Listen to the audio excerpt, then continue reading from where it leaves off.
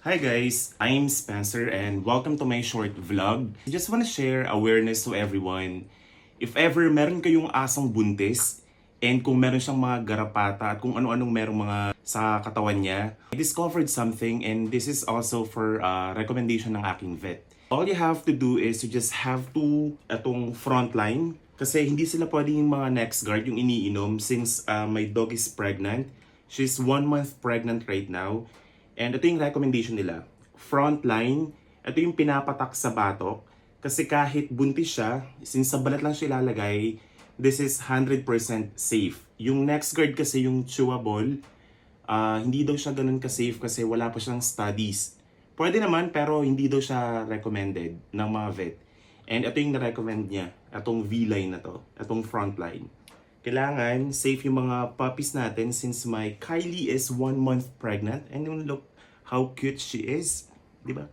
Ang daming garapata kasi inuwi ko siya sa Quezon City recently and pag uwi ko dito, ang dami niyang kuto, like yung kuto niya yung mga maliliit and nahihirapan ako kasi mga anak na siya next month eh. Di ba pag nagbubuntis sa mga dogs, usually mga 2 months lang and ayoko naman mahawa pati yung babies niya kaya early as now, it would be better na matreat natin to ng maayos. Kaya ipapakita ko sa inyo kung paano ilagay yung frontline sa batok. Simple lang naman guys. Itong frontline na to, binili ko siya sa may Shopee. So medyo nakatipid ako pero yung value niya is amounting 1,200 and 3 vials na siya. Bawat vial, tumatagal to ng 30 days. And take note, pag nilagay nyo to, wag na wag niyong papaliguan yung mga dogs nyo within 24 to 48 hours para mas maging effective yung pagkawala ng mga garapata nila. Let's try! Medyo mahal lang siya pero at least diba, pwede na. May naman pala kasi. May tear gear naman pala dito. So ayun siya. Kailangan guys, dito siya ilalagay banda. Make sure na ilagay niyo siya sa balat niya, wag sa may fur. Para ma-make sure nakakalat siya. Yun, medyo ang kapalambok ng aso ko, especially pag Pomeranian talaga yung meron kayo. Ang hirap makita ng mga balahibo nila. Kylie, wag malikot. Actually guys, pwede nyo rin siyang makita sa Google o kaya sa YouTube. Lahat ng sinasabi ko, it's really 100% sure. Para lang safe. So, i-apply natin siya directly to the skin of your dog.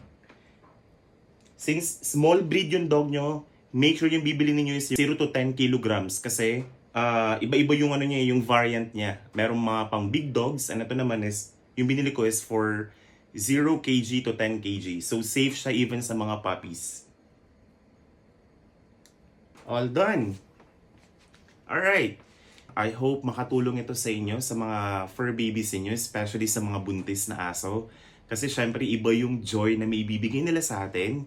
And I hope guys, nakapag-share ako ng mga information. Kapag may mga comments and suggestions kayo, just comment sa video ko and I'll be happy to answer all of you guys. Anyway, bye everyone!